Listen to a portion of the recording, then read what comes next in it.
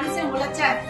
5 வருஷம் கடுமையா உழைச்ச உள்ள பலன் அந்த நாமினி ஃபெசிலிட்டிஸ் மூலமா இன்னைக்கு நானும் என் பொண்ணுங்களும் நல்லா வாழ்றதுக்கு அது முக்கியமான ஒரு காரணம். ஏன் சொல்றேன்னா, சாரு இறக்கும் போது என் குழந்தைகள் ஒரு பொண்ணு 2nd ஸ்டாண்டர்ட் படிச்சிச்சு, ஒரு பொண்ணு LKG படிச்சிச்சு.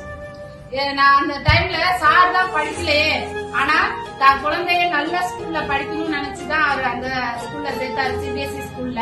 அவங்க என்ன கேட்டாங்கன்னா, மேடம் இனிமேல் எப்படி உங்களால ஃபீஸ் கட்ட முடியும் அப்படின்னாங்க. நான் சொன்னேன், எங்க வீட்டுக்கார் இத்தனை வருஷம் உழைச்சதுக்கு உண்டானது நாமினி ஃபெசிலிட்டிஸ் எல்லாம் அதே வருமானத்தை நான் வாங்கிட்டு இருக்கேன். நான் என் பொண்ணுங்களுக்கு உண்டான எல்லா செலவையும் நான் தான் பண்ணிட்டு இருக்கேன். இந்த ஸ்கூல் ஃபீஸ நான் தான் கட்ட போறேன்.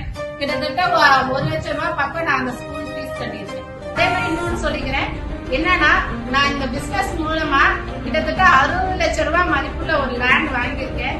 கிட்டத்தட்ட 35 பவுன் இந்த பிசினஸ் வருமானத்துல மட்டுமே நான் வாங்கியிருக்கேன். இன்னமும் இது ஒரு முக்கிய காரணம் என்ன தெரியுமா, சார் அன்னைக்கு போட்ட உழைப்பு, அதே மாதிரி டீம்ங்கிற ஒரு நம்பிக்கை. கைலாஸ்ல பிசினஸ்ல மட்டும்தான் யார் நம்பிக்கையோட உழைச்சு அவங்க டீம்ங்கிற ஒரு சுத்தை யார் உருவாக்கி இருக்காங்களோ, அந்த நாமினி ஃபெசிலிட்டிஸ் வந்தா கூட டீம் இருந்தா எவ்வளவு பெரிய அச்சீவ்மெண்ட் அடையலாம்னு சொல்லி முடிச்சுக்கிறேன்.